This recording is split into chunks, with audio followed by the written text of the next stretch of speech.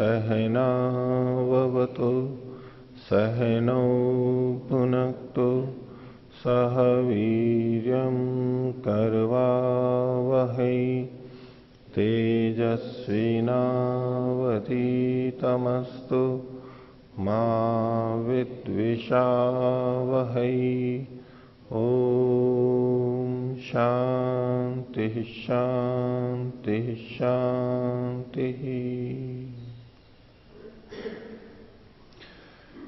वैशेषिक दर्शन की 49वीं कक्षा, वैशेषिक दर्शन के छठे अध्याय का प्रथम आनिक चल रहा है और इसमें हमने चौथे सूत्र तक का पिछली कक्षा में देखा था।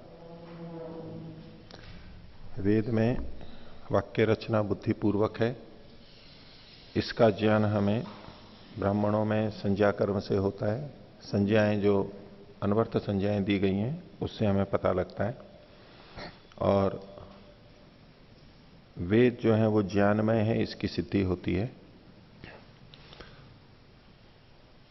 वेद में जो देने की क्रिया है वो बुद्धिपूर्वक है, इससे भी ये रचना देना भी सारा बुद्धिपूर्वक है और उसी तरह से लेना भी बुद्धिपूर्वक है।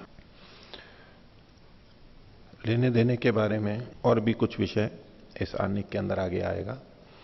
तो पिछले पार्ट में से किन्हीं को कुछ पूछना है तो पूछ सकते हैं। हाँ वेदपाल जी। ओम जी, पृष्ठ संख्या 79, सूत्र संख्या 3 और 4। हाँ, तो यहाँ पर कहा कि बुद्धिपूर्वक ददाती और प्रतिग्रह लेना, क्या ये वेदों को छोड़कर जो अन्य ग्रंथ हैं उनमें भी बुद्धिपूर्वक माना जाएगा, नहीं माना जाएगा? वेदों के अतिरिक्त ग्रंथों में बुद्धिपूर्वक ही देना क्रिया हो और बुद्धिपूर्वक ही लेना हो ये आवश्यक नहीं है। यदि अन्य ग्रंथ वेदानुसार रचे गए हैं, आर्ष परंपरा में वैदिक परंपरा के हैं, तब तो वहां पर ठीक माना जाएगा। लेकिन अन्य कुछ ग्रंथ ऐसे हो सकते हैं जो मनुष्यकृत हैं, शुद्ध ज्ञान से युक्त नहीं है, तो वहां पर देना और लेना गलत भी हो जाता है। वेद के अनुसार तो धर्म की वृद्धि के लिए जो दिया जाता है वो सारा पुण्य में आएगा, ऐसा ही हमें देना चाहिए। और धर्म की वृद्धि के लिए जो लेना है वो उचित है। लेकिन यदि अधर्म की वृद्धि के लिए हम दे रहे हों, वेद विरुद्ध मान्यताओं की वृद्धि जिससे हो रही है, ऐसा देना हमारा हो, तो वो बुद्धिपूर्वक नहीं है, उससे हमारे को हानि होगी। इसी तरह से जो हम लेते हैं वो यदि धर्म की वृद्धि के लिए नहीं है, हम उससे अधर्म की वृद्धि कर रहे हैं, अच्छे कार्यों में अपनी उन्नति औरों की उन्नति के लिए नहीं कर रहे हैं उसका उपयोग, तो लेना भी हानिकारक हो जाएगा। तो ऐसे देना और तो लौकिक ग्रंथों में गलत भी हो सकता है। और धन्यवाद। हाँ दिलीप जी। ओम आचार्य जी, 79 पृष्ठ में सूत्र संख्या 4 के भाष्य में एक ऋग्वेद के 10वें मंडल के 117वें सूक्त का छठा मंत्र आया है।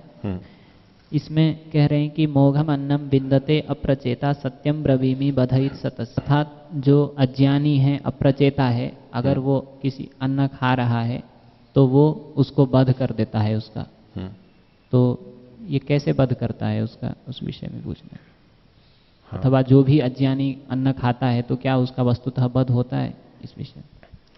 देखिए, अगर अज्ञान का सीधा केवल मूर्ख अर्थ लेते हैं तो खाने के संदर्भ में या उपभोग के संदर्भ में किसी भी वस्तु का उपयोग बुद्धिमान जब करता है तो उपयोगी होता है, और अबुद्धिमान करता है तो वो हानिकारक हो सकता है।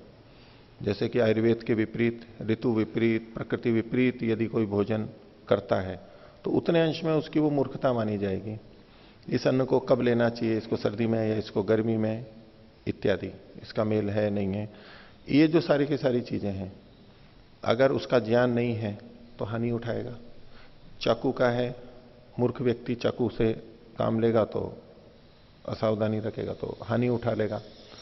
तो ऐसा ही खाने या उपभोग की सब चीजों पे भी हम एक प्रथम दृष्टया तो ये कहीं भी घटा सकते हैं, लेकिन यहां ये जो अप्रचेता है, जो जागरूक नहीं है या जो मूर्ख है, उसका जो स्वरूप है वो अगली पंक्ति के अंदर बताया, नार्यमणम पुष्यति नो सखायम। कारण बताया जा रहा है, ये उसका नाश कर देगा। क्यों कर देगा? तो नार्यमणम पुष्यति नो सखायम, न तो राजा का या अपने शासक का या अधिकारी का वो पोषण करता है, और न अपने सखा का यानी अपने समान साथ में रहने वाले जो लोग हैं, प्रजा है, उनका पोषण करता है। वो स्वयं ही खाता जाता है। इस तरह से उसकी ये हानि करेगा, उसका नाश कर देगा। इस संदर्भ में यहां पर मुख्य रूप लेना चाहिए, क्योंकि केवल आगो भवती केवल आदि, वो जो है केवल पाप ही खा रहा है। अकेला जो खा रहा है वो पाप खा रहा है। इसको इस तरह से समझ सकते हैं कि कोई व्यक्ति जब कुछ कमाता है, कोई कह सकता है कि मैंने कमाया है और मैं खा रहा हूं तो इसमें क्या पाप लगेगा, इससे मेरा क्या नाश होगा। जब भी कोई व्यक्ति कमाता है वो केवल अपने बल पे नहीं कमाता है, अन्यों की सहायता से कमाता है। उसका पुरुषार्थ होता है, लेकिन अन्यों का सहयोग भी होता है, उसके घर परिवार वालों का सहयोग होता है। वो आज कमा रहा है तो उसके माता पिता ने उसको खर्च किया है, पाल पोस के बड़ा किया है, वो सब भी तो उसमें जुड़ा हुआ है, तब वो आज योग्य बना है कुछ कमाने के लायक। तो ऐसे में उसको अपने परिवार वालों का, अपनी संतानों का, माता पिता का भरण पोषण करना होता है। तो दूसरों की तो सहायता ली और जो कमाया वो केवल अपने पे ही खर्च करने लग रहा है, तो ये पाप हो जाएगा उसका। जितने का वो अधिकारी नहीं है उसको भी वो सेवन कर रहा है। माता पिता से खूब ले लिया, खूब पढ़ लिए, और अब कमाने लगे तो माता पिता से अलग हो गए और खुद ही अपने ही ऊपर सारा खर्च कर रहे हैं। तो अन्यों का जो सहयोग होता है वो अन्यों को दिया जाना चाहिए उचित रूप से। तो हम आसपास में रहते हैं, तरह तरह से हम एक दूसरे का सहयोग लेते हुए अपना कार्य कर पाते हैं, इसलिए उन सबका भी पोषण हमें करना चाहिए, नहीं तो वो उसकी हानि करेगा। एक तरह से चोरी होगी, एक तरह से पाप होगा। दूसरा जो हमारे से श्रेष्ठ है, राजा है, अर्यमा है, उनका राजा की व्यवस्था के होते हुए हम ये सब कर पाते हैं। आज विद्यालयों में हम पढ़ते हैं, महाविद्यालयों में पढ़ते हैं, जितना उसमें खर्चा आता है वो सारा का सारा हम थोड़ा ना देते हैं। सरकारी में चाहे मेडिकल कॉलेज हो, चाहे इंजीनियरिंग कॉलेज हो, उसमें सरकार एक एक को पढ़ाने में लाखों रुपए खर्च करती है, जनता का पैसा आता है, और वहां से पढ़ करके वो केवल अपने ही उसमें लगा रहे और कोई चिंता ना करे औरों की, राजा को नहीं दे, तो ये पाप का है। क्योंकि जितना वो कमा रहा है वो सारा उसकी अपनी मेहनत का नहीं है, औरों की भी मेहनत उसमें लगी हुई है, इसलिए उसे देना चाहिए। इसके साथ साथ हम बहुत सारी चीजों का सरकार का उपयोग करते हैं, सड़क का है, पानी बिजली है, खर्चा देते हैं, लेकिन जो सारा तंत्र है उसमें जो जितना खर्चा होता है वो हम नहीं देते, तो वो भी हमें देना चाहिए। उसका कर उचित मात्रा में देना चाहिए, जिससे व्यवस्था बनी रहे। पिछले वालों ने धन दिया हुआ है सरकार को, उससे हमारा काम चला, हम देंगे, आगे वालों का चलेगा, हमारा चलेगा। इसलिए जो उचित दिया जाना चाहिए वो नहीं दे रहा है, तो एक तरह से वो चोरी करके खा रहा है, और वो चोरी है तो पाप है, और पाप है तो उससे उसका नाश होगा, हानि होगी, इसलिए उचित नहीं है। ओ आचार्य जी, जैसे कोई भिक्षुक है अथवा कोई विद्यार्थी है अथवा कोई सन्यासी है, वो जब समाज से भिक्षा लेकर के खाता है और उसको जितना मिलता है उतना स्वयं खाता है, दूसरों को नहीं देता है, तो उस स्थिति में, क्योंकि उसकी देने की स्थिति भी नहीं है, तो उस स्थिति में तो उसका वध कहा जाएगा या नहीं? हाँ, ये बात मुख्य रूप से गृहस्थों के ऊपर लगती है, क्योंकि गृहस्थी कमाता है और वो स्वयं खाता है। मुख्य बात तो वहां लगेगी, औरों को देना चाहिए। ब्रह्मचारी, वानप्रस्थी और सन्यासी चूंकि अन्यों पर निर्भर रहते हैं वैदिक व्यवस्था में, उन पर ये मुख्य रूप से लागू नहीं होती है, लेकिन कुछ अंश में वहां पर भी लागू होती है। ब्रह्मचारी हैं, वो यदि भिक्षा से लेके आते हैं तो उनका अर्यमा, उनका आचार्य या उनके अध्यापक, उसे पहले उनको देना चाहिए, उनकी पूर्ति करके, क्योंकि वो उसको पढ़ा रहे हैं। वो भिक्षा लेके आया है, वो पढ़ाने में लगे हुए हैं, तो उनके लिए भोजन की व्यवस्था, उनके परिवार के भोजन की व्यवस्था विद्यार्थियों को करनी होती है, उनके कुशल क्षेम की व्यवस्था, उसको करके फिर वो जब लेता है तो उसको पाप नहीं लगेगा। नहीं तो गुरु से सीख रहा है, पढ़ रहा है, लेकिन उसको दे नहीं रहा है तो उसके लिए पाप लगेगा। और अपने साथी जो सहपाठी हैं और हैं सखा के रूप में, जो भी उस स्तर पे हों, उन पे भी यही वानप्रस्थियों पे भी लागू होगी। कहीं भी रहेंगे तो कोई ना कोई बड़ा तो होगा वहां पर, उसको अपना जो उचित शासन को देना है, कर वगैरह वो देना चाहिए। सन्यासी के लिए भी उतने अंश में लगेगा। यदि सन्यासियों का भी वर्ग है, समूह है, तो वहां भी उनसे कुछ बड़े भी होते हैं, कुछ छोटे भी होते हैं, तो वहां भी जितने अंशों में लगता है वहां ध्यान रखना चाहिए। और वैसे भी मनुष्य मात्र की दृष्टि से यदि हमारे आसपास कोई ऐसा व्यक्ति है जो भूखा है तो हमें उसका भी ध्यान रखना चाहिए। और कोई? ओम आचार्य सन्यासीनां कृते सर्वावकाशः स्यात् यतो हि ते समाजस्य श्रेष्ठा पुरुषा भवन्ति। तेषां कृते रेलयाने बस याने सर्वत्र निःशुल्क व्यवस्था स्यात्। यदि सर्वकार न करोति सर्वकार दोषी भविष्यति वा न। सन्यासियों को भी एक नागरिक के तौर पे उनको भी कुछ नियमों का पालन करना ही चाहिए जो उचित है। सन्यासी हैं इसका मतलब ये नहीं, जैसा कि आजकल होता है सन्यासी है तो रेल की यात्रा करते हुए टिकट लेना का उनका है ही नहीं, कि हम तो सन्यासी हैं। ऐसा बहुत चलता है। और वो भी देखने वाले भी, अच्छा ठीक है तो बाबा जी हैं, इनको तो जैसे कि स्वीकृति है, इनसे क्या लेना, उस तरह की बात है। और वो डरते भी हैं कि इनको कुछ कह दिया तो कहीं उल्टा ना हो जाए, मेरे परिवार में श्राप ना दे दें इत्यादि, डरते भी हैं। ना चलो ये तो बाबा जी हैं, इनको करेंगे भी तो क्या है, कुछ मिलना जाना है नहीं और परेशान होऊंगा, झंझट है, तो छोड़ देते हैं। लेकिन सन्यासियों को भी अब ये जो चीजें हैं यात्रा करना है उनको भी लेना चाहिए, मांग करके ले लेना चाहिए, कहीं से ले सकते हैं निवेदन करके दूसरों से लेके, लेकिन एक व्यवस्था जो बनी हुई है लेना चाहिए। नहीं तो उससे और दुष्प्रभाव आता है कि भाई ये देखो इस तरह से चोरी कर रहे हैं, दूसरे भी प्रेरित होते हैं। तो जो एक सामान्य नियम है उसका पालन सभी को नागरिक के तौर पे, समान नागरिक थे, कुछ चीजें तो समान होनी चाहिए। बाकी सन्यासी को शास्त्र में दूसरों से लेने का कहा गया है तो ले सकता है, ले लेना चाहिए उसको। पर सन्यासी भी हमेशा अकेला तो नहीं रहता है, और भी उसके साथ में रहते हैं, उनका भी ध्यान रखना ही चाहिए। स्वयं तो सन्यासी के साथ में मान लो और भी सन्यासी हैं, अब कैसा लगेगा। भिक्षा के लिए सब अलग अलग गए हैं, एक को बहुत अच्छा भोजन मिल गया, एक को बहुत कम मिला है, तो कभी किसी को अच्छा मिला, कभी किसी को कम मिला, इस तरह एक तरह तो सब जिसको जैसा मिला वो लेते रहेंगे। इसकी जगह साथ में बैठ के खा रहे हैं, एक जगह रह रहे हैं, तो एक दूसरे को दे करके जब खाते हैं, थोड़ा उसको दिया थोड़ा उससे ले लिया, ऐसा करके बांट के, और अच्छा है वो दूसरों को दे करके खाते हैं, तो इसका अंतर पड़ता है। नहीं तो आपस में फिर संबंध ठीक नहीं रहते हैं और सहयोग आदि और जो सब कुछ होता है अवसर आने पे वो नहीं होता है। इसलिए अच्छा है कि सबसे मिलकर के भोजन लिया जाए। हाँ, सन्यासी नाम परस्परम तो एवं व्यवहार स्यात्, परंतु सन्यासी अन्य ही सह अन्य आश्रम ये तिष्ठन्ति तई सह। दे सकते हैं सन्यासी अगर समर्थ है और उधर कोई आवश्यकता है किसी को। नहीं, दो तरह की योग्यता होती है, दातुम तो किसको परंतु दिया जाए किसको ना दिया जाए। एक तो है उससे योग्य का, ये विषय आगे आएगा। एक तो है कि कोई भूखा है, निर्धन है, दीनहीन है, भले योग्यता उसकी कम है, तो ऐसे में सन्यासी को उसे भी देना चाहिए। और एक है कि अब उसकी पात्रता है, योग्यता है, उस दृष्टि से तो देने का कुछ ना कुछ अवसर, जितना है उतना कुछ ना कुछ तो सब पे लागू होगा, कुछ ना कुछ तो सब पे लागू होगा। हाँ, मुख्य रूप से जैसा पहले कहा गृहस्थियों के लिए ये बात है, अन्यों पे भी यथा योग्य है, उसका निषेध नहीं कर सकते। तो आगे का पाठ देखते हैं। पृष्ठ संख्या 79, वैशेषिक दर्शन छठे अध्याय का प्रथम आन्निक और इसका 5वां सूत्र। पीछे देने और लेने की बात बुद्धिपूर्वक है।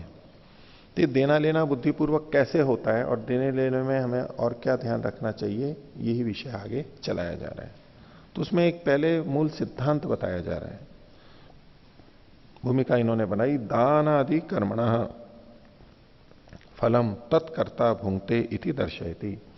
देने आदि कर्म का जो फल है उसका करने वाला तत्कर्ता ही भोगता है। जिसने कर्म किया है वो ही भोगता है, दूसरा नहीं भोगता। तो इसमें शुभ कर्मों के फलों की दृष्टि से कथन किया गया है, लेकिन ये दोनों ही तरह से भी लागू हो सकता है। सूत्र है आत्मांतर गुणानाम आत्मांतरे अकारणत्वात्। आत्मा यानी जीवात्मा, आत्मांतर का मतलब है भिन्न आत्मा, अन्य आत्मा। आत्मांतर गुणानाम, भिन्न आत्मा के जो गुण हैं, गुण का मतलब है उसके अपने पाप और पुण्य कर्म, उसकी विशेषताएं, एक कर्माशय की दृष्टि से यहां पर लेंगे। आत्मांतर गुणानाम, भिन्न आत्मा का जो कर्माशय है वह उसका आत्मांतरे, भिन्न आत्मा में अकारणत्वात्, कारण न होने के कारण से। यानी एक आत्मा का जो पाप और पुण्य है वो दूसरी आत्मा के पाप और पुण्य में या उसके फल में कारण नहीं बनता है। जिसने कर्म किया है वही फल को भोगेगा, जिसने कर्म किया है वही भोगेगा। एक का कर्म दूसरे में नहीं जाएगा, उसका फल दूसरे को नहीं मिलेगा। मूलभूत एक सिद्धांत दिया, आत्मांतर गुणानाम आत्मांतरे अकारणत्वात्, दूसरे में वो कारण नहीं बनेगा। कि किसी व्यक्ति ने पुण्य किया और पुण्य से धन कमाया और उसका दूसरे को दान दिया, तो धन कमाया, उचित रीति से कमाया, दे भी रहा है, उचित ढंग से दे रहा है, तो ये तो है पुण्यात्मा। तो धन को दूसरे को देने से उस पहले वाले व्यक्ति का पुण्य दूसरे में नहीं चला जाएगा। धन को वो दे रहा है, धन को वो ले रहा है, धन का उपयोग करेगा, लेकिन पहले वाले का जो पुण्य है उस धन के साथ साथ पुण्य नहीं चला जाएगा दूसरे में। पुण्य तो जिसका देने वाला है उसी का ही रहेगा। तो धन के साथ में दूसरे के लिए पुण्य नहीं चला जाएगा। इसी तरह से दूसरा भी कहेंगे कि किसी ने गलत ढंग से धन कमाया और उसका किसी को दान दिया, लेने वाले ने लिया, तो लेने वाले को देने वाले का पाप नहीं चला जाएगा। लेने वाले ने लिया है, उसका पाप और पुण्य उसके पास में रहेगा, दूसरे का, एक दूसरे का पाप पुण्य दूसरे में नहीं जाएगा, स्वतंत्र रूप से रहता है। तो आत्मांतर गुणानाम आत्मांतरे अकारणत्वात्, एक दूसरे के कर्म दूसरे में नहीं जाते, फल नहीं भोगते हैं। भाष्य देखिए, आत्मांतरस्य, आत्मांतरस्य, ये जो आत्मांतर शब्द था उसको इन्होंने खोल के आत्मांतरस्य, इसी को खोल दिया अन्यस्य आत्मनः, अन्य आत्मा का, गुणानाम, गुणों को खोल दिया पुण्य पाप कर्म संभूत धर्माधर्माणाम, पुण्य और पाप कर्मों से जो इकट्ठा हुआ है धर्माधर्म रूप संस्कार या कर्माशय, वो आत्मांतरे अन्यस्मिन आत्मनि, दूसरी आत्मा में अकारणत्वात् फलम प्रदातुम अकारणम भवति, फल देने में कारण नहीं बनता है। एक का कर्म दूसरे को फल देने में कारण नहीं बनता है। आगे पूर्ण विराम, तस्मात् तेषाम अन्यस्मिन अन्य कारणत्वात्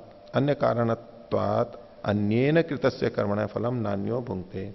चूंकि ये एक दूसरे में कारण नहीं है, इसलिए एक के किए हुए कर्म का फल दूसरा नहीं भोगता है। फिर कैसे होता है? किंतु स्वकृत से ही फलम भुंक्ते, अपने किए हुए कर्मों का फल ही भोगते हैं। ये हम सब बहुत सुनते ही हैं, बहुत व्यापक रूप से कर्मफल सिद्धांत में एक मूलभूत सिद्धांत है, अब जो करता है वो ही भरता है, अपने किए का फल दूसरा नहीं भोगता है।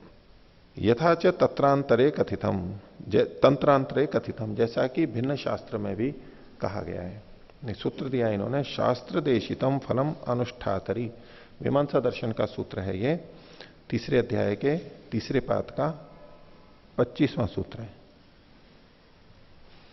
कि शास्त्र देशितम फलम, शास्त्र के द्वारा निर्दिष्ट जो फल है, शास्त्र ने जिस फल को कहा है जिस कर्म का, ये 15वां सूत्र है, 3:3:15। तो शास्त्र के द्वारा जो कहा गया है फल, वो अनुष्ठातरी, अनुष्ठान करने वाले में होता है। जिसने उस कर्म को किया है, करने वाला है, उसको ही इसका फल मिलता है। तो आत्मांतर गुणानाम आत्मांतरे अकारणत्वात्, ये सब चर्चा क्यों कर रहे हैं? क्योंकि शास्त्र के अनुसार हम लेना देना तो करेंगे। अब मान लीजिए वेद के अनुसार हमने किसी को दिया, बुद्धिपूर्वक देना है, बुद्धिपूर्वक लेना है। हमने किसी को दिया, हमने मेहनत से कमाई की और हमने कमाया और हमने दूसरे को दे दिया, तो प्रथम दृष्टया हमें क्या लगेगा कि मेरे किए हुए का फल वो भोग रहा है। भाई किया तो मैंने, कमाया तो मैंने, रोटी तो मैंने बनाई और मैंने दूसरे को दी, भोग कौन रहा है? दूसरा भोग रहा है ना। मैंने घर बनाया, अब दूसरे उसमें रह रहे हैं, तो किया मैंने और फल दूसरा भोग रहा है। ये प्रथम दृष्टया हमारे मन में आता है। तो यहां कहा जा रहा है कि एक दूसरे के कर्म का फल कोई दूसरा नहीं भोग सकता। इसका मतलब है जो जो भी भोग रहा है वो अपने ही कर्मों का फल भोग रहा है। जो जो भी भोग रहा है वो अपने कर्मों का फल ही भोग रहा है। इसका यह भी मतलब नहीं है कि जितना जितना जो जो भोग रहा है वो सारा उसके कर्म थे इसलिए भोग रहा है, ये तात्पर्य नहीं। अन्यायपूर्वक भी भोगा जाता है, अन्यायपूर्वक दिया जाता है तब भी भोगा जाता है, उसकी तो क्षतिपूर्ति वाली बात होती है। लेकिन जब जब कर्म का फल होगा तो वो अपने कर्म का फल होगा। तो दूसरे हमारे को अन्यायपूर्वक देते हैं, दुख दे देते हैं या सुख दे देते हैं, वो तो कर्म का फल है ही नहीं हमारे, वो तो अन्यायपूर्वक है। यह बात है न्यायपूर्वक जो किया जा रहा है। तो हमने जो कमाया उसका फल हमारे को ही मिलेगा।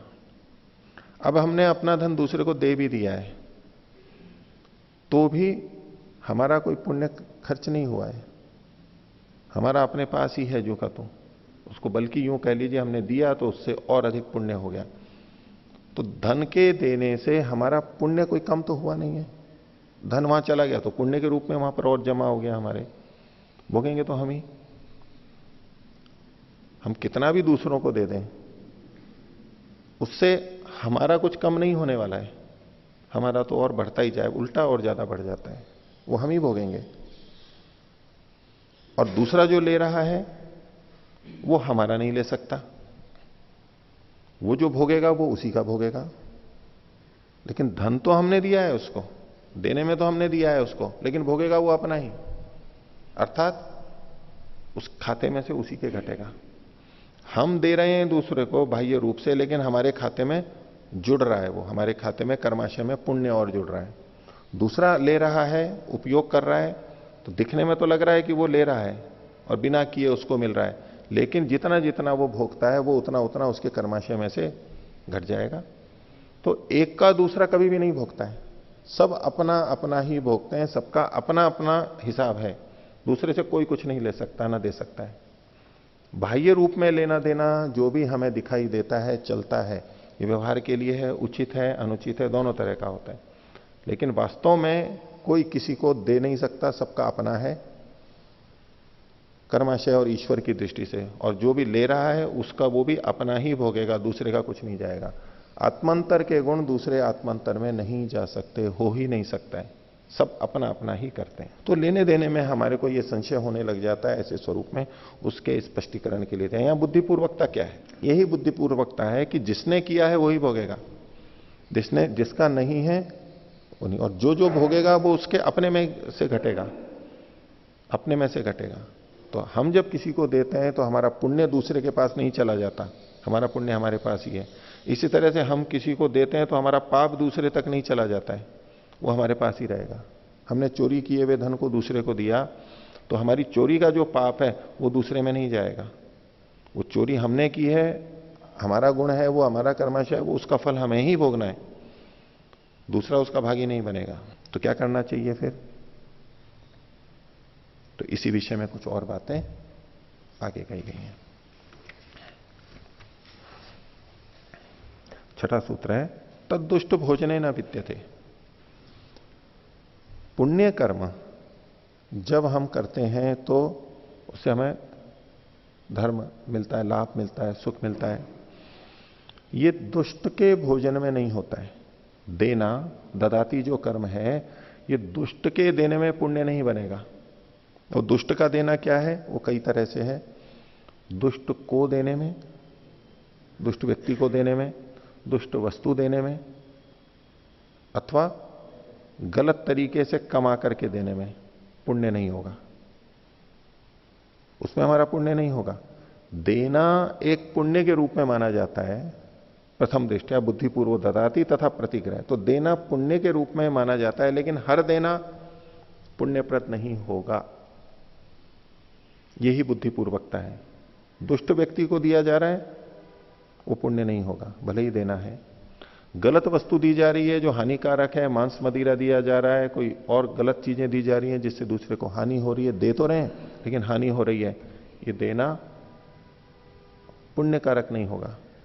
और हमने अगर गलत ढंग से कमाया है, गलत चीज गलत ढंग से है, अब हम उसको दे रहे हैं, तो उससे हमारे को लाभ नहीं होने वाला है, कुल मिलाकर के लाभ नहीं, उससे हानि ही होगी, क्योंकि हमने गलत ढंग से कमाया उसको। तो तद्दुष्ट भोजने न विद्यते, भाष्य देखिए, तत्शब्देन पुण्यम फलम परामृश्यति, तत्शब्द से पुण्य के फल को यहां पर ग्रहण कर रहे हैं। तत्पुण्य फलम, वह पुण्य फल, पुण्य फल को खोल दिया, कल्याण कर्म, जो हमारा हित करता है। पुण्य का मतलब वो हित करने वाला ही होगा, कल्याण करने वाला होगा, वो दुष्ट भोजने। सूत्र में जो दुष्ट भोजने शब्द है उसको जो का तो लिखा, उसको खोल रहे हैं दुष्टानाम भोजने, दुष्ट व्यक्तियों के भोजन में, उनको खिलाने में। दूसरे ढंग से उसको आगे का और कह रहे हैं, पात्रत्वेन दुष्टानाम भोक्तृणाम भोजने प्रदान कर्मणि, और जो पात्रता योग्यता की दृष्टि से दुष्ट हैं ऐसे खाने वालों के भोजन में, यानी उनको खिलाने में, गलत व्यक्तियों को, दुष्ट व्यक्तियों को खिलाने में भी पुण्य नहीं होगा। तथा दुष्टानाम भोजन स्वामीनाम दात्रीणाम भोजन विधाने, और जो दुष्ट भोजन के स्वामी है, भोजन के स्वामी हैं वो दुष्ट हैं, यानी गलत व्यक्ति हैं, उनका जो भोजन है उसके भोजन के लेने में, भोजन विधाने को खोला, भोजन स्वीकरणे, उनका भोजन लेने में। तथा दुष्ट भोज पदार्थ प्रदाने न विद्यते नास्ति, और गलत भोजन पदार्थों को देने से, हानिकारक पदार्थों को देने में भी पुण्य नहीं है। तो बुद्धिपूर्वक देना, इसी तरह बुद्धिपूर्वक लेना क्या होता है, उसके लिए एक सूत्र दे दिया कि जहां दुष्टता होगी, दुष्ट व्यक्ति को दे रहे हैं, दुष्ट व्यक्ति का ले रहे हैं, और या दुष्ट वस्तु ले रहे हैं, इसमें पुण्य नहीं होगा, कल्याण नहीं होगा, इसमें हानि होगी, इसलिए बुद्धिपूर्वक देना चाहिए। तो यह कि भाई दुष्ट शब्द का मतलब क्या है, तद्दुष्ट भोजन है ना विद्यते, दुष्ट का मतलब क्या है, किसे हम कहें कि ये दुष्ट है, तो उसके लिए उत्तर अगले सूत्र में दिया, किम तद दुष्टत्वम इति उच्यते, दुष्टत्व है क्या, तो सातवां सूत्र का दुष्टम हिंसायाम, दुष्ट शब्द जो है यहां पर हिंसा के अर्थ में, जहां जहां हिंसा हो रही है, हिंसा कारक जो है, हानिकारक है, घातक है, वो सब दुष्ट कहलाएगा। तो दुष्ट व्यक्ति को देना यानी घातक व्यक्ति को, हिंसक व्यक्ति को, समाज के लिए हानि करते हैं ऐसे व्यक्तियों को देना, इस तरह के देने से पुण्य नहीं बनेगा। इसी तरह से जो समाज के घातक व्यक्ति हैं, नाशक व्यक्ति हैं, उनसे लेना भी हानिकारक होगा। तो ये दुष्ट का मतलब है हिंसा, और हिंसा का मतलब है हानि करना, उसमें सभी चीजें आ जाती हैं कि जैसे यमों के संदर्भ में कहा जाता है अहिंसा, सत्य, अस्तेय, ब्रह्मचर्य और अपरिग्रह। तो ये यम है, तो यम में बाकी के जो यम हैं उनके विपरीत चलते हैं तो हिंसा तो वहां हो ही जाती है, किसी भी तरह से भंग करेंगे तो वहां हिंसा हो जाएगी। उन सब हिंसाओं का यहां पर ग्रहण हो जाएगा। दुष्टम हिंसायाम, दुष्टता की परिभाषा ये है जिससे हिंसा होती हो, दूसरों की हानि होती हो, ऐसी चीजों के देने से और लेने से लाभ नहीं होगा, हानि होगी। अब जब इन्होंने कहा कि दुष्टम हिंसायाम, दुष्ट का मतलब है हिंसा का अर्थ, तो भी पीछे आपने ये कहा था कि आत्मांतर गुणानाम आत्मांतरे अकारणत्वात्, एक दूसरे के कर्म दूसरे में नहीं जाते हैं। अब किसी ने गलत ढंग से कमा रखा है, दुष्ट व्यक्ति है, और उसका हमने ले लिया, तो दुष्ट व्यक्ति से ले लिया, तो उसमें वो हिंसा कर रहा है और उससे हमने ले लिया, तो क्या इसमें हमारा दोष होगा? तो दोष होगा तो क्यों होगा और कब होगा? उससे जो हमने धन लिया उसका पाप तो हमारे पास आएगा नहीं, क्योंकि आत्मांतर का गुण आत्मांतर में नहीं आता है। जैसे पुण्यात्मा का नहीं आता तो ऐसी पापात्मा का भी नहीं आएगा। उनके अपने कर्म अच्छे बुरे उनके पास हैं, हमारा अच्छा बुरा कर्म हमारे पास में। लेकिन फिर भी कहा कि जो हिंसा से युक्त है, दुष्ट भोजन है, वहां पर वो नहीं करना चाहिए, उसमें पुण्य नहीं है। तो दुष्टम हिंसायाम, वहां दोष क्यों है? तो उसके लिए 8वें सूत्र में कहा तस्य समभिव्याहर तो दोषः, उसका उसके साथ में समभिव्याहार से सम्यक रूप से चारों ओर से विशेष रूप से उसके साथ जब हम व्यवहार करते हैं, उसके साथ उठते हैं, बैठते हैं, विवाह आदि के संबंध होते हैं, व्यापार करते हैं, खाते हैं, पीते हैं, घूमते हैं, ये जो सब उनके साथ में चलता है, उससे दोष आता है। दोष के देखो दो प्रकार हैं। इसमें एक प्रकार है कि दुष्ट व्यक्ति के अन्न को लेने मात्र से हमारे अंदर भी पाप आएगा, धन को गलत लेने से हमारे अंदर पाप आएगा, वो हिंसा है वहां पर इसलिए पाप आएगा, ये जो सोचते हैं। तो इसमें हानि क्यों है कि ऐसे व्यक्तियों से जब हम लेते हैं और उसके साथ साथ उनसे जब हम व्यवहार भी करने लग जाते हैं, तो इससे फिर हमारे को दोष आता है। पहला दोष तो उनके साथ संगति से हम वैसे बन सकते हैं, गलत बन सकते हैं, बहुत अधिक संभावना है हम भी वैसा करने लग जाएं। चलो हम वैसा नहीं भी करते तो उनके साथ उठने बैठने से उनके गलत व्यवहार की पुष्टि होने लग जाती है कि नहीं ठीक है, हम अच्छे हैं, हम उनके साथ ही उठते बैठते हैं, दूसरे देखते हैं तो बोले कि ये तो सम्मानित हो रहा है, अच्छे लोग भी इनके साथ में है, तो ये तो ठीक ही है रास्ता, ऐसे ही हमें करना चाहिए। तो अन्य जनता भी उस गलत रास्ते पे चलने को प्रेरित होती है, उस ओर बढ़ेगी वो। इस तरह से हम अधर्म को बढ़ाने में सहायक बन जाते हैं, दुष्ट व्यक्तियों के साथ व्यवहार करने में।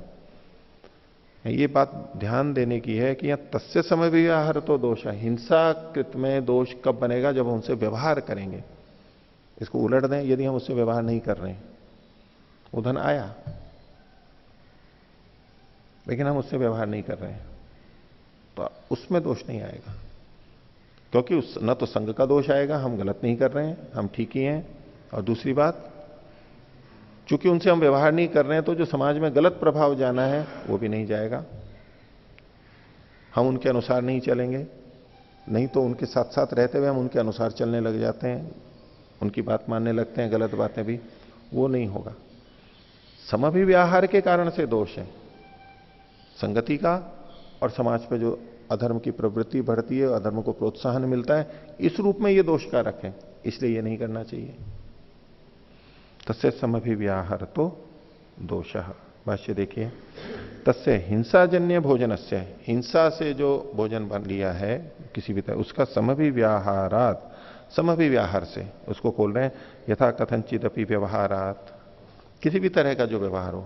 कैसे व्यवहार? उसके लिए उदाहरण दे रहे हैं, क्रय, आनयन, खरीदना, लेकर के आना, परिवेशन, परोसना, पाचन रूपात, पकाना इत्यादि।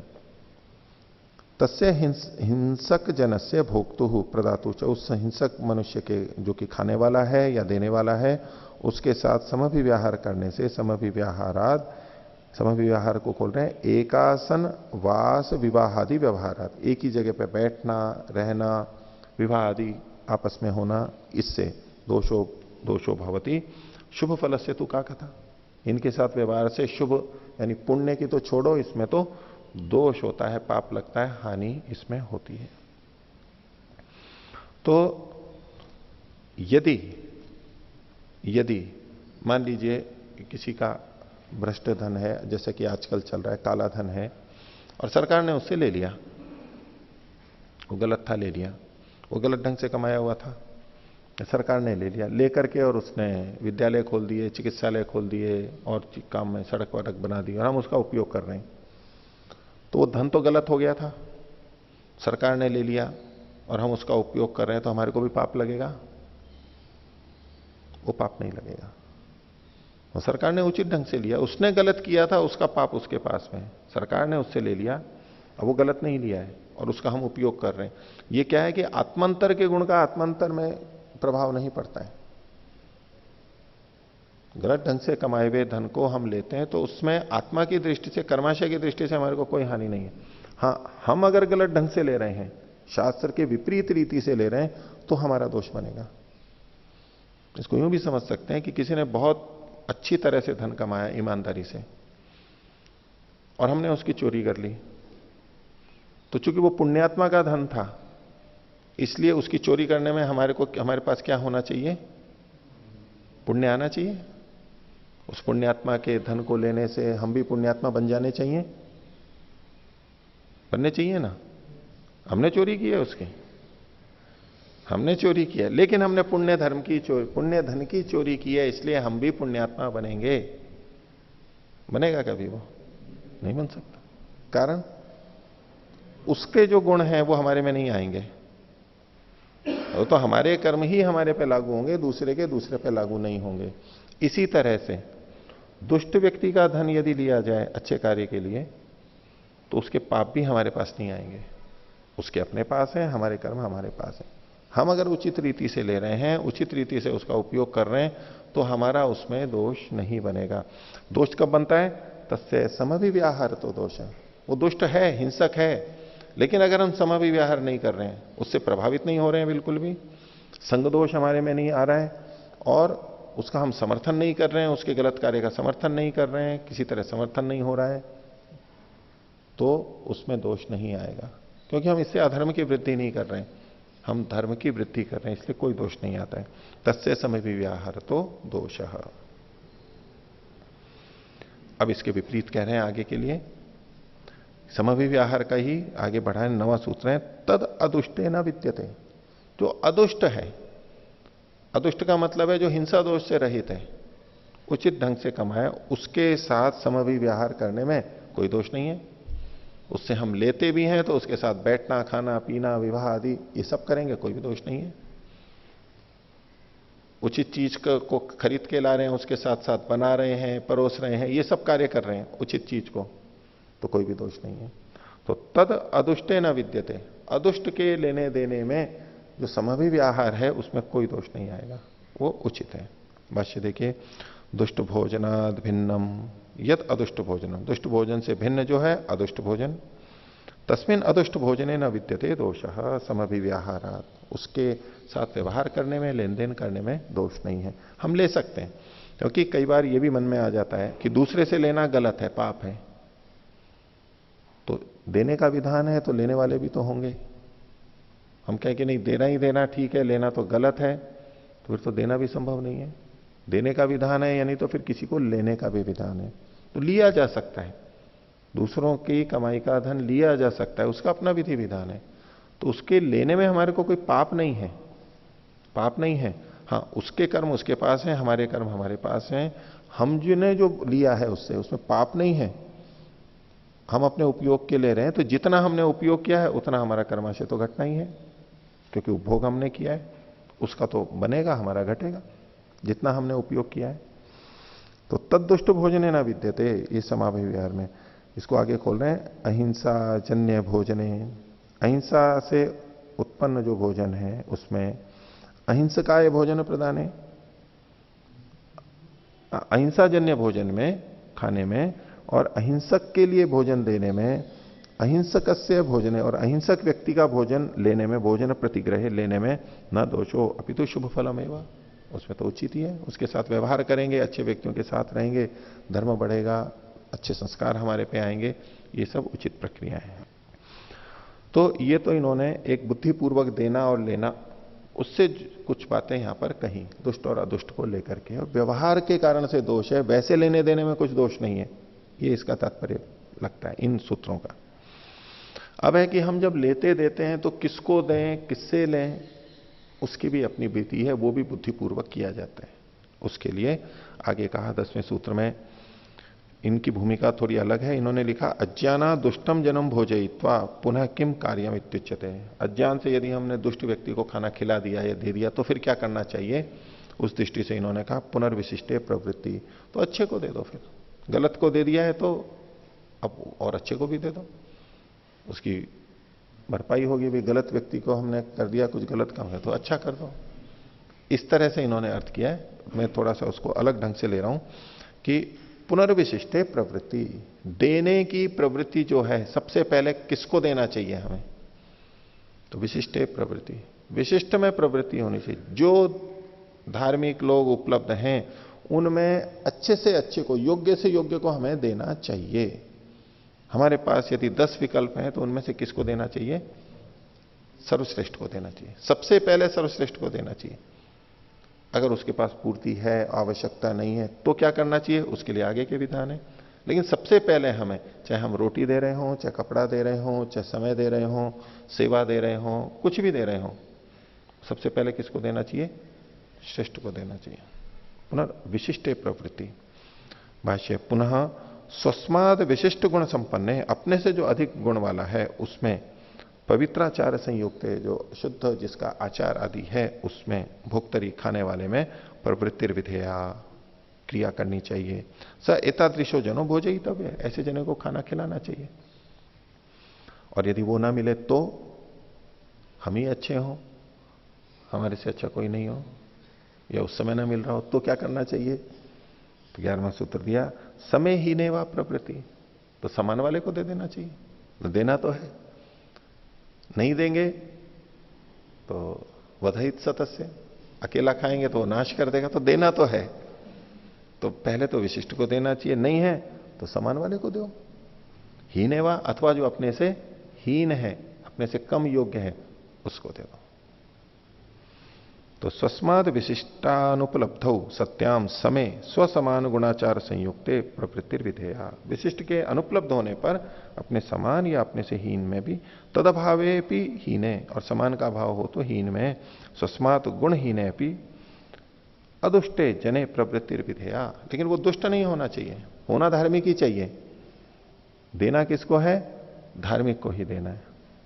ये जो कथन किया गया उत्तम, सम, विशिष्ट, सम और हीन, ये धार्मिकों के लिए कहा गया। ये अगले सूत्र से भी हमें पता लगता है, ये धार्मिकों की बात है, अधार्मिकों की बात नहीं है। अधार्मिकों को तो देना ही नहीं चाहिए, वो तो पीछे ही मना कर दिया।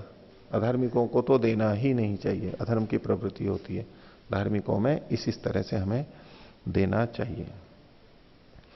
अब इसमें जो ये विशेष है, इस विशेष को दो ढंग से देखा जाता है। एक तो है अपने से गुणों में, आचरण में, योग्यता में जो अच्छा है उसको, वो एक शैली हो गई देखने की। लेकिन इसमें हमारे को परिवर्तन भी करना होता है, आवश्यकता के अनुसार भी वहां पर विशिष्ट, सम और हीन हो जाता है।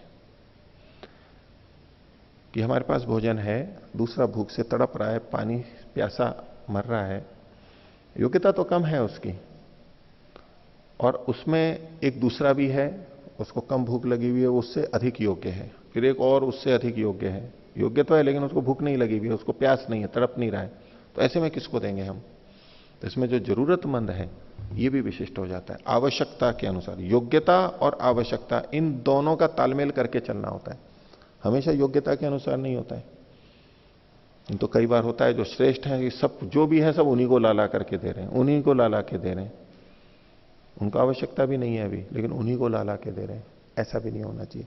आवश्यकता वाला अधिक पात्र बन जाता है, उसको भी देना चाहिए। तो दोनों का सम्मिश्रण यहां देखना चाहिए। हमारे यहां जो प्रवृत्ति है विशिष्ट को देने की है, इसको कोई इस ढंग से ले सकता है कि ये गलत तरीका है। पहले किसको देना चाहिए? निर्बल को, निर्धन को, कम योग्य को देना चाहिए, ऐसी भी किसी की मान्यता हो सकती है। लेकिन अपने यहां विशिष्ट की ही प्रवृत्ति पहले है। इसके लिए योग दर्शन के अंतर्गत भी हम देख सकते हैं कि योग दर्शन में जो विधान किया गया, पहला पाद क्या है? समाधि पाद। दूसरा पाद क्या है? साधन पाद। पहला पाद है उत्तम अधिकारियों के लिए, दूसरे पाद के प्रारंभ में है मध्यम अधिकारियों के लिए, और फिर बाद में निम्न अधिकारियों के लिए। लोग कहते हैं कि प्रारंभ से शुरू करना चाहिए, नीचे वालों को पहले बताएं फिर बड़ों को बताएं।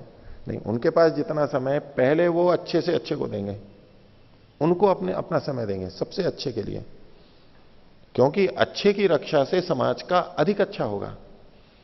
10 तरह के व्यक्ति हैं, आपने एक सामान्य व्यक्ति की जान बचाई, एक आपने बहुत विद्वान की, धार्मिक की, योगी की जान बचाई, दोनों में हमारा समय बराबर लग रहा है, किसकी जान बचाएंगे हम? पहले किसकी बचानी चाहिए?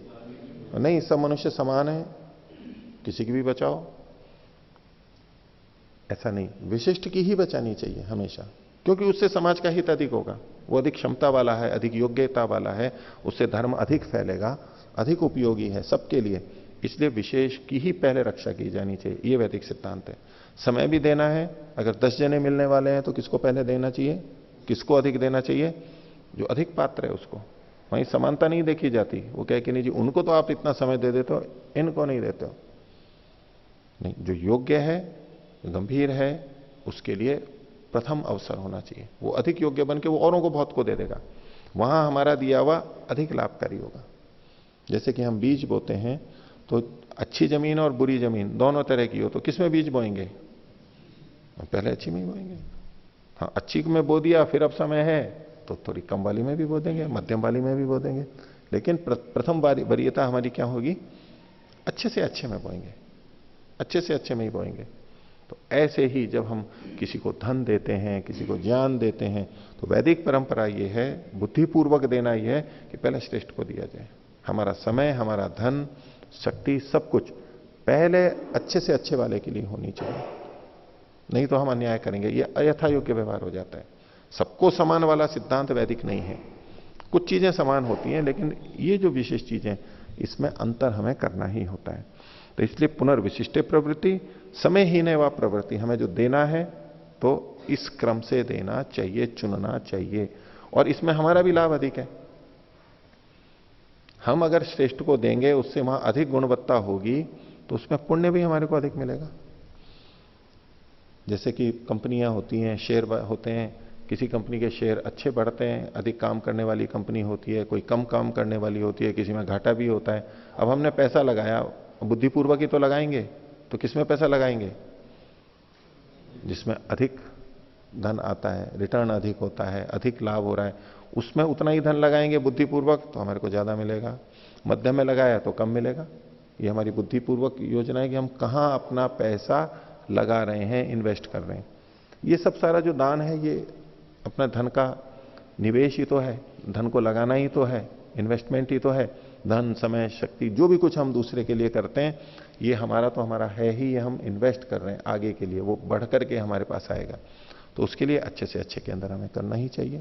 तो इसलिए विशिष्टे समय ही ने वा प्रवृत्ति, ये सिद्धांत है, ये बुद्धिपूर्वक देना है। और अब लेना हो तो लेना किससे चाहिए, उसमें क्या क्रम होना चाहिए? बुद्धिपूर्वक जो प्रतिग्रह है वो कैसा होना चाहिए? तो उसके लिए 12वां सूत्र कहा, एतेन हीन सम विशिष्ट धार्मिकेभ्य परस्वादानम व्याख्यातम। इससे जो अभी ऊपर कहा गया है, हीन, सम और विशिष्ट, हीन मतलब सबसे नीचा, फिर मध्यम और फिर विशिष्ट, धार्मिकों से, अधार्मिकों से नहीं, धार्मिकों से परस्व उनके धन का आदान समझ लेना चाहिए। अब देखिए क्रम यहां पर बदल दिया है। देते समय क्रम था विशिष्ट, सम और हीन, और लेते समय क्रम है हीन, सम और विशिष्ट। अगर हमें लेना है तो हम किससे लें? होना धार्मिक ही चाहिए, तो जो सबसे कम धार्मिक है उससे हमें पहले लेना चाहिए। अपने से जो हीन है उससे पहले लेना चाहिए, जो समान है उससे बाद में लेना चाहिए। अगर अपने से हीन से हमें धन नहीं मिल पा रहा है, समान से नहीं मिल पा रहा है, तो हमें किससे ले लेना चाहिए?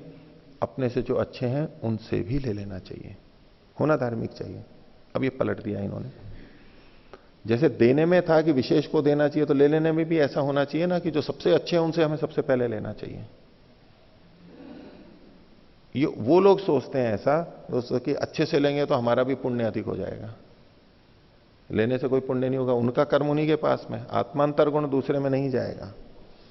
तो हम अच्छे पुण्यकर्ता से ले रहे हैं, बहुत अधिक धार्मिक से ले रहे हैं, ये हमें नहीं लेना चाहिए प्रथम दृष्टया। ये सबसे पीछे की वरीयता है। धार्मिकों में सबसे जो नीचे वाला है उससे हमें पहले लेना चाहिए, फिर मध्यम से लेना चाहिए, फिर उत्तम से लेना चाहिए। ये बुद्धिपूर्वक लेना है। देखिए तथा प्रतिग्रह बुद्धिपूर्वक है। इस आज की दृष्टि से देखेंगे तो बड़ा विचित्र है, ये क्या सोच रहे हैं, ऐसे कैसे उल्टा कह रहे हैं ये, लेकिन इसमें बुद्धि है, समझ है। वो क्या है कि वो धन जो कि अभी कम धार्मिक के पास में है उससे हम सबसे पहले लेते हैं, तो हम उससे श्रेष्ठ हैं, तो हम उस धन का उपयोग उसकी अपेक्षा धार्मिक कार्यों में अधिक करेंगे। तो कुल प्रयोजन क्या हुआ? धर्म की वृद्धि किसमें ज्यादा हो रही है? तो जो अपने से कम वाले हैं उनको लेंगे, ताकि वो धन वो खर्च करेगा, अच्छा नहीं कर पाएगा, उतना उपयोग नहीं ले पाएगा, उतनी धर्म की वृद्धि नहीं करेगा, तो हम उससे पहले लें। तो समाज का जो धन है, संपत्ति, ऐश्वर्य, समय, शक्ति है, वो अधिक से अधिक अच्छे कार्य में लगे, धर्म की वृद्धि में अधिक से अधिक लगे, उसके लिए ये रीति तैयार की गई है। ये बुद्धिपूर्वक लेना है। तो सबसे पहले नीचे से, फिर बराबर से, और फिर श्रेष्ठ से लेना चाहिए। अब श्रेष्ठ से हमने ले लिया, वो श्रेष्ठ व्यक्ति उस धन को अच्छे कार्यों में लगा रहा था, हमने उससे ले लिया, हम उतना उसका उपयोग नहीं कर पा रहे हैं, तो धन का लाभ नहीं हुआ ना उतना। कोई व्यापार में अधिक धन कमा रहा है, उससे हमने पैसा ले लिया और हम उससे कम कमा रहे हैं उसी धन का उपयोग करके, भाई इससे तो धन वहीं रहता तो अधिक कमाई होती ना, हमने ले लिया। तो एक सामाजिक दृष्टि से धन श्रेष्ठ के पास में रहना चाहिए, अधिक उपयोग वहां है, संसार का अधिक हित वहां है, इसलिए लेते समय हमें यह ध्यान रखना चाहिए, अपने से श्रेष्ठ से लेने में हमेशा बचना चाहिए, नहीं लेना चाहिए। जो उस धन का अधिक उपयोग करता हुआ दिख रहा है कि नहीं ये यहां अधिक उपयोगी है, तो उससे नहीं लेना चाहिए, आपत्ति में लेना चाहिए। ले सकते हैं, मना नहीं है उसका, लेकिन वरीयता क्या होनी चाहिए, हीन सम विशिष्ट धार्मिकों से लेना चाहिए। अधार्मिकों से लेने की बात नहीं कही गई है। अधार्मिकों से लेने में भी जो दोष आएगा वो किस लिए, दुष्ट है वो, चूंकि वहां हिंसा है और चूंकि वहां पर समविव्यवहार में दोष आ जाएगा, और प्राय करके समविव्यवहार हो ही जाता है, इसलिए उसको छोड़ना ही ठीक है। लेकिन यदि हम इतने मजबूत हैं या ऐसी स्थिति में है कि हम समविव्यवहार नहीं कर रहे हैं और वो दोष नहीं आ रहा है, तो वो भी लिया जा सकता है। ये तो लेने की बात हुई कि हमें लेना है तो किस क्रम से लें। और अगर हमें, हाँ इसका भाष्य देखिए, एतेना, ये 12वें सूत्र का, प्रदान प्रकारेण विशिष्टा भावे सती, प्रदान के प्रकार में देने में विशिष्ट का अभाव होने पर, विशिष्टा भावे सती केभ्य परस्वादानम व्याख्यातम, इसमें कहा कि हीनात समात विशिष्टात पुनर्धार्मिकात पर धन प्रतिग्रहो व्याख्यातो विचेय। तो हीन सम विशिष्ट का लेना चाहिए। जो इन्होंने कहा ना प्रदान प्रकार ना विशिष्टा भावे सती, ये जो ऊपर कहा गया था वो विशिष्ट दान था, यहां पर लेने के लिए है। तो फिर आगे इन्होंने लिखा प्रथमम विशिष्टा तदभावे समा तदभावे च हीनादपि धार्मिका दानम ग्राह्यम। ये जो वचन है ये मैंने जो बोला है उसके विपरीत है। ये इन्होंने क्या लिखा है, पहले विशिष्ट धार्मिक से लेना चाहिए, उसका अभाव हो तो सम धार्मिक से लेना चाहिए, और उसका अभाव हो तो हीन से भी ले लेना चाहिए। ये इन्होंने क्रम बदल दिया है, ये मेरे को व्याख्या ठीक नहीं लगती, विपरीत है। सूत्र में जो जिस एक क्रम दिया गया है, शब्दों का एक क्रम बनाया गया है, उसका अपना बड़ा महत्व है, इस क्रम को हम बदल नहीं सकते। एतेने के कारण से हम पीछे वाले क्रम को ले लें, ये नहीं है। इन्होंने हीन सम विशिष्ट लिखा है तो वो ही क्रम यहां पर लिया जाना चाहिए, तभी इसका लाभ है। अब यहां पर एक बात और आती है, इन्होंने कहा धार्मिक, धार्मिक किसे कहेंगे, अधार्मिक किसको कहेंगे?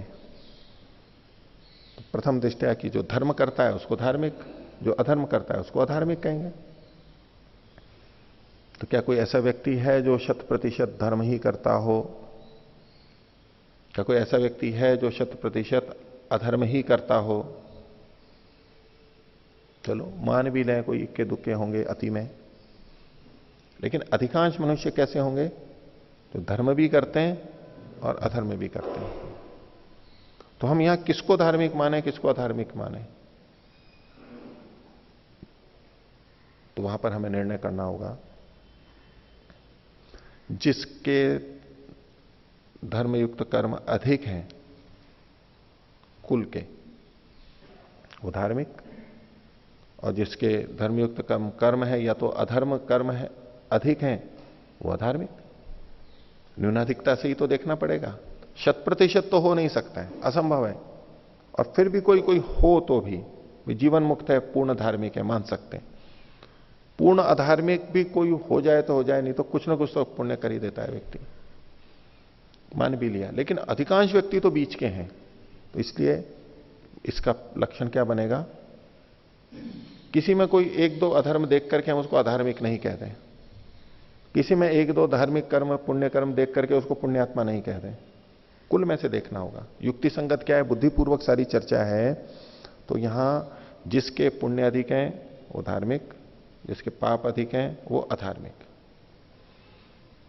अब अधिकता कैसे देखेंगे, भाई 50-50%, 50% से अधिक यानी 51% भी यदि किसी के धर्मयुक्त कर्म है और 49% पाप भी कर रहा है वो, तो भी वो धार्मिक श्रेणी में तो आएगा, धार्मिक श्रेणी में तो आएगा। धार्मिक श्रेणी में वो निम्न में आएगा, हीन में आएगा, लेकिन कहलाएगा तो धार्मिक ही वो। 51-49 वाला भी कहलाएगा धार्मिक ही। इसी तरह से 51 पाप हो और अधर्म करता हो और 49 पुण्य करता हो तो वो अधार्मिक कहलाएगा, क्योंकि वो, लेकिन अधार्मिकों में वो श्रेष्ठ है। अधार्मिकों में अपने अपने अच्छा है, क्योंकि 49% तो वो धर्मयुक्त कर्म कर रहा है, 51 ही तो अधर्म कर रहा है। इसके विपरीत भी दूसरे हो सकते हैं।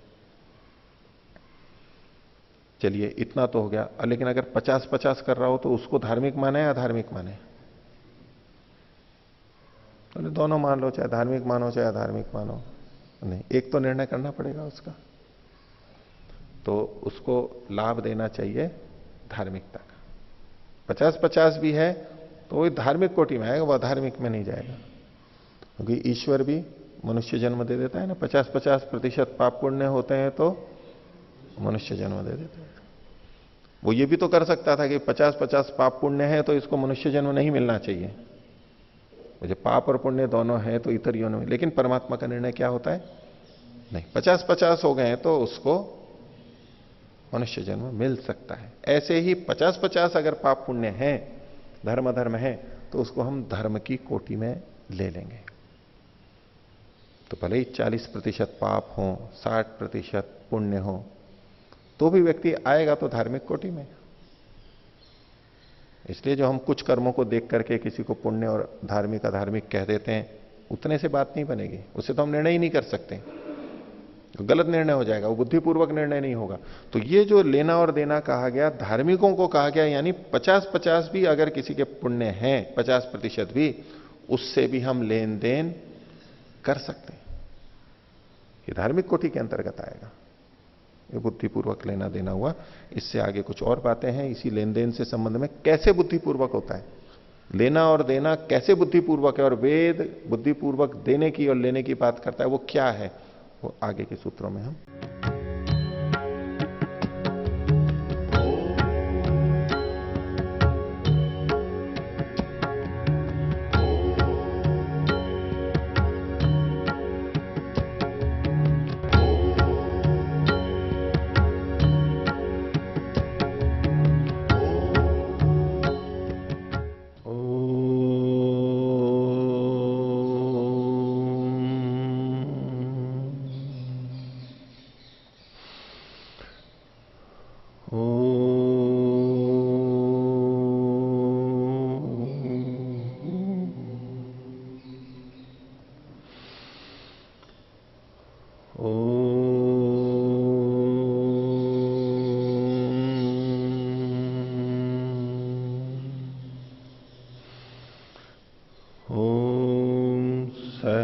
सहनाववतु सहनौ भुनक्तु सह वीर्यं करवावहै तेजस्विनावधीतमस्तु